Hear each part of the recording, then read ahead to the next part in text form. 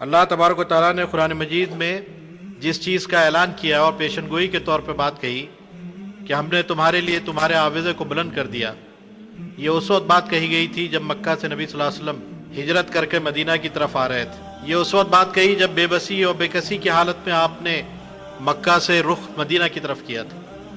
ये उस वक्त की बात है जब रात के अंधेरे में अपने एक साथी के साथ आप रुखसत हो रहे थे। ऐसे वक्त में अल्लाह तबारक व तआला ने ये बात कही है। शायद मक्का वालों को इस बात का इल्म नहीं होगा कि नबी सल्लल्लाहु अलैहि वसल्लम के ताल्लुक से कही हुई ये बात किसी वक्त होकर रहनी है और पूरी होकर रहनी है। लेकिन आज के वो लोग जो खुली आंखों से और दिल की आंखों से देखना चाहते हैं तो वो देख सकते हैं कि आज नबी सल्लल्लाहु अलैहि वसल्लम के मानने वाले सारी दुनिया के अंदर आपके ऊपर दरूद सलाम किस तरह भेजते हैं, आपके नामूस के तहफ़्फ़ुज़ के लिए सड़कों पर निकलते हैं और किस तरह अपनी जानों के नजराने जो है आपकी खिदमत में पेश करते हैं।